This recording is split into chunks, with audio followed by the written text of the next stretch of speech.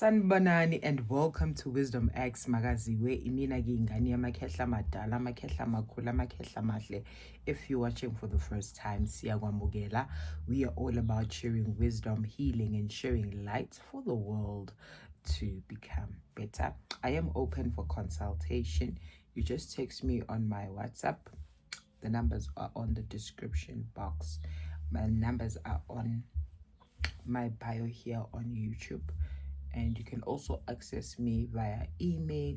So what you do, you just let me know which you'd like to book a consultation, and then forward you the banking details, and then from then you send proof of payment, and then I give you a slot on when will your consultation be. So immediately when you just send a proof of payment, that's when you get. And then to the people who want to ask questions and people who want me to talk about specific things here on YouTube, feel free to also text me on WhatsApp and say, can you touch on this, can you touch on that? Because of today I just want to answer questions. So I think it's literally 3 questions that I'm going to answer. One, people are asking about amanzi wemvula, so rainwater. I'm seeing it's a trend. Even on TikTok, people magnethi imvula kukhitshwa amabhakede bakha amanzi. Well, into yakudala leyo kusebenzisa amanzi wemvula. Well, amanzi wemvula, very good, but make sure mawasebenzisa you don't like put the bucket, like you don't put your bucket straight from the gutters. Remember, iroof ingcolile. So as iroof ingcolile, inyoni ziyafika ziyakaka, ebusuku kukhona into ehambayo lapho. So when uthatha lawo manzi lawo from the gutters ogeza ngawo, and the next day uyakhala ukuthi into zakho zikhambele kahle, ngoba amanzi wemvula, one, you can drink them, and one, you can use them to bath, meaning to cleanse. It's been a trend for not even a trend, but it's been a remedy for the longest time. Abanye magnethi imvula bayaphuma bayoma ngaphandle, ibanethe asifani mina amanzi wemvula cha. And another thing, imvula zanamhlanje, guys, ziza ngama lightning gudugudu. So whenever there's lightning, there's thunder, you don't have to use those waters. Because of why are you using those waters? I-lightning oqala idlalwa ngayo kuyajikijelwana mali duma izulu. You don't have to now take those waters and drink them and all of those things. So don't follow trends.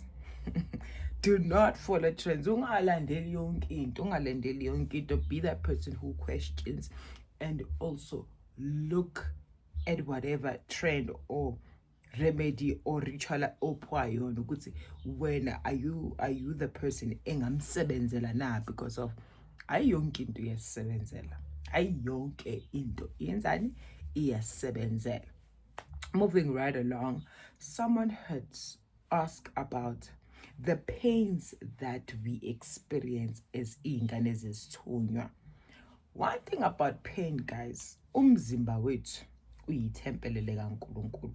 Umzimba wethu helps us to navigate this world.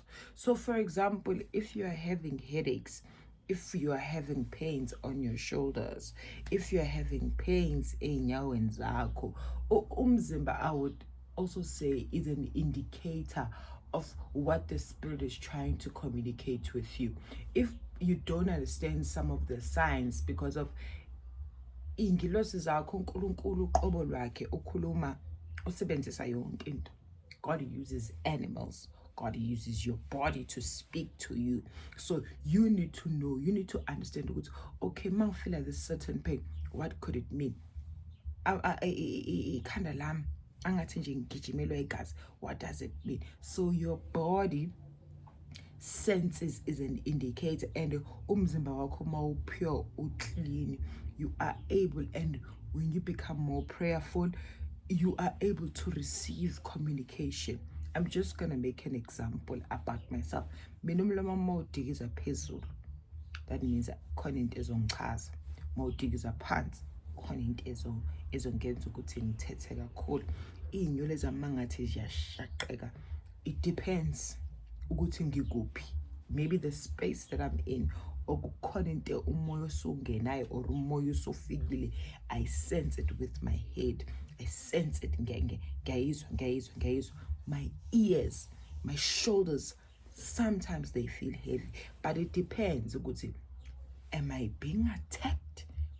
If amahlombe amakhathele okanye yini amakhehla futhi sewephakeme, kunovalo luzokushaya. Lolo luvalo malokushaya luyahluka-ke uvalo lokuthi ingelosi iyaphakama, uvalo lokuthi kukhona umoya omubi la ozama ukuku-intimidate ukuthi uzibone songathi ushaya uvalo, awukwazi ngisho nokuthandaza, yazini nje, you are just unsettled nje, restless. So liyahluka futhi uvalo. Iy'nyawo, they are an indicator also. Ngithi ngingaphuma egcekeni and just walk nje, take a walk ngaphansi kwegceke. Mangibuya endlini already inyawo lami alisafile kahle, I will know ukuthi kukhona umkhokha ngaphansi kwejaridi, ukuthi kukhona nje okungekho kahle, okungekho clean, okulahlelwa la, okujikijelwa la. So your body is more of like a tool that helps you navigate this world, that helps you ube alert. So moving on, the pains that we feel in our bodies, the pains that our people give us. One, normally people will experience pain if abaga amgeli gift yabo. You can be blinded. Ungayenza ungavalwa amehlo if you are not paying attention. Ungaphathwa yinyawo, ungagula nje kuthiwa wena uyagula, kube ngathi une chronic, mawufika esibhedlela bangakwazi ukukusiza. So it is very much important ukuthi when you do have pains, pray and zifundise ukukhulekela amanzi in a glass, in a cup, and drink.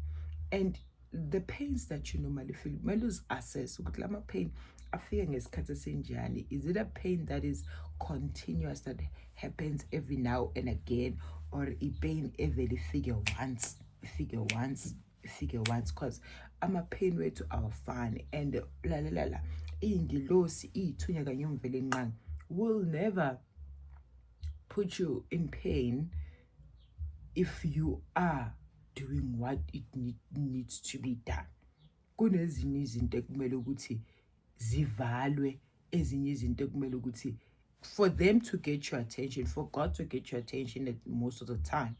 If physically awulimelanga, God can do something in your walking life. Angavala imali, angavala umsebenzi, kungavaleka izinto eziningi just for you to focus on your specific gift. Ukuthi na into esikubizele yona. People have different stories about the pains that they feel, but akumelanga uyinese ipain. Kune pain yokuthi uyagadla, kune pain yokuthi it's communication. Ukugadla kwakho uyalala uvuka ubona ukuthi uyagadla, ngakhathala, ngangabi ne-energy. If uyabona ukuthi this is a recurring pain, uyabona nje ukuthi nje hayibo la abantu abadala bayakhuluma nami. For example, ugula ungena esibhedlela, uphathwe yinyawo, kuthiwa inyawo sezibuhlungu, awusakwazi ukuhamba. Amehlo, mina I'm talking about the eyes, because of the eyes yiyo ahlala hlupha abantu esikhathini esiningi. Usubona nje sifaka ama-glasses sihlutshwa amehlo because of ilihlo liyavuka sometimes linenye inkungu. And this didn't happen to me recently. It used to even happen to me in high school. I remember when I was writing my matric paper, hayibo amehlo avele nje abangathanda inkungu, ngathi ablurry. And then I was like, why my eyes are like this? And in the back of my mind, I was like, yo, sengiyagadlwa ke manje. But it was more of an indication you need to pray more as you write your exams. Pray some more. I wake up this morning, one of my eyes, my right eyelid, and I'm like, oh nazo-ke siyaqala. So learn to submit, learn to take instructions. So the people abakhala ngokuthi bona bayapeyinela imizimba yabo ubuhlungu, trust you me, uma uyamukela ingelosi yakho ngokuphelela angeke uloko lugula, mhlawumbe ube nama-chest pains, ube buhlungu esifuba. You won't experience that. Because of why?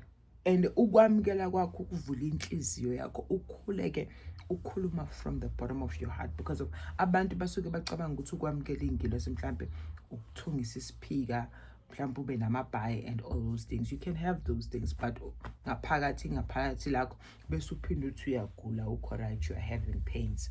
So lunga ngaphakathi, fix your inner self. Pray, open yourself up. Ucela ukwambulela, ucela ukukhanyiselwa, ubone into zakho iqonda zihamba kahle. So please, to the person who's asked these questions, is your pain continuous or pain efikayo ihambe? Sometimes unoshaya ikhanda bese uzotshela ukuthi hayibo bemisnefu uzoba right. Kunabantu abanokukhala ngamehlo. I remember I had a friend obekahlutshwa yisifuba, but all of a sudden this person ubhema isniff. Mese bhema isniff, hayibo ipain yaphela. And then washo ukuthi hayibo, say that's why I get it, your people communicate ngendlela different when they want you to do something specific. Tandaza, please. And don't step away from prayer, because of prayer to most of you is medication. Prayer is protection to you. Prayer is power. Yona into eyokusebenzela ngoba uyakhuluma, uyacela, uyanxusa bese ingilosi zakhe uNkulunkulu naye uqobo lwakhe bayakuvikela bese konke ukubona kuhamba kahle. Injalo nje. And another question that I want to answer is about salt. I know people, we also advise that people must bath with salt. But into engiyicelayo kunina, yes uyageza ngalo itswayi. And asikhulumeni, salt, we use it to heal the wound. And we use salt to uxosha umoya omubi. We use salt if imizimba yethu ibuthakathaka ukuthi hayibo benkale se uvukile or uyazizwa ukuthi bowugadla. You use salt ukuchela nangaphansi kwejariti, uchela uxosha umoya omubi. Kodwa nayi into ingilosi yami iphakamisa ukuthi is salt, you use it for specific reasons. Kodwa akusiyi into ke manje ukuthi mhlambe ke you will have to bath with it for 365 days, because of it's like deodorant, it's like medication. Kune medication esiyiphuzayo, then it gets used to your system, then ingasasebenzi. Nutswayile kanjalo. You use too much salt, in such a way that yes, you are praying for goodness, but the more you busy bathing with the salt every day, and then I need people to comment here. You bathing with it every day, but you are saying your life is stagnant. It's because of now. Yes, you are praying for goodness and you yes, but bathing with too much salt every day is not good. Use milk, use holy ash, use other things, but too much of the salt, because of already the energy oyibizayo, sourness, saltiness.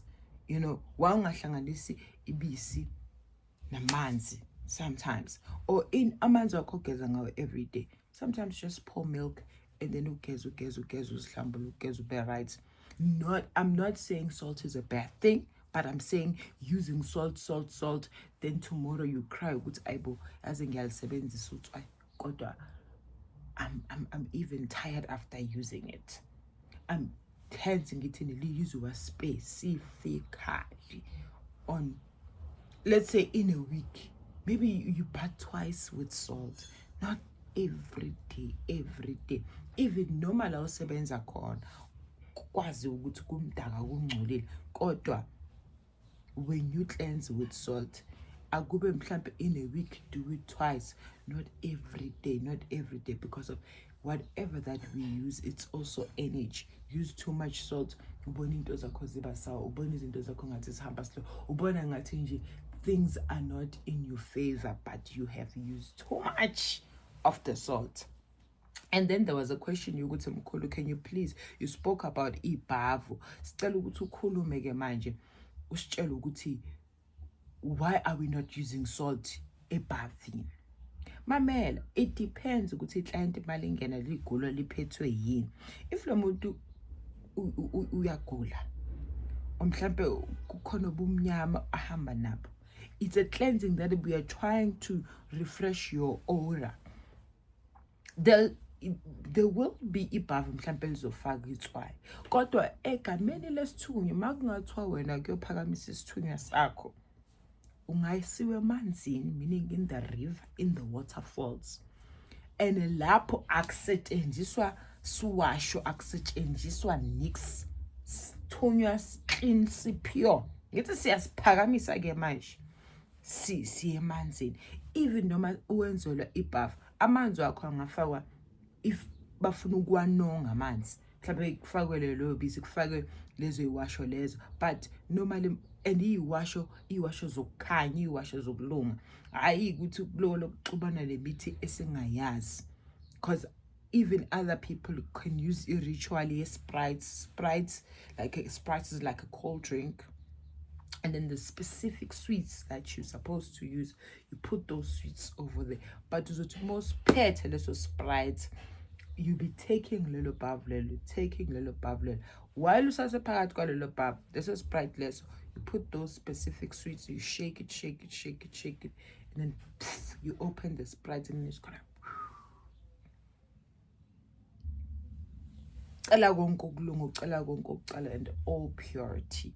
So akuna salt esilihlanganisayo lapho, because of salt has two sides. Two sides meaning one side sixosha umoya omubi, but when you're using it too much, isithunywa sakho sihlangana phi ne-salt, because of kungasho ukuthi wena uhambile, you probably slept around, you've done this, you've done that, but ukuthi manje mhlawumbe ugezwe ngotswayi ukuthi wena isithunywa sakho size siphakame. Abanye badinga impophoma, dinga amanzi nje ukuthi uvele nje ukuthi mawakushala amanzi ubhonga ukuthi oh udinga ukuthi thina sikuthele ngawo amanzi sikhuleke nawe ubhonga ukuthi so salt guys inendlela ezithu. Salt is good, xosha umoya omubi, uyakwazi ukuzithoba ngalo upholo ube right, umzimba uqaqamba uxosha umoya omubi, good. But once is used kakhulu every day, then now ubheka impilo yakho uthi yabo kwaba ne-stagnation kwavele kwabad, it's because of the energy ye-salt. You are drawing it to you. Yes, you are speaking ukuthi akulunga kukhanya, but uyabona ukuthi there are certain delays. So kwesinye isikhathi put the salt away, bath ngamanzi clean up pure, uwakhulekele. If wena so ujwayele ke, because I remember one of my cousins would be like, why are you bathing with plain water? Intombazane endala njengayo igeza ngamanzi aplain, hayibo asifani maskabantu. Hence when I started the video, it's like hayi wonke ama-ritual azosebenzela, asifanani, iy'ngilosi zethu azifani. So too much salt is not good. It's more like too much honey is also not good.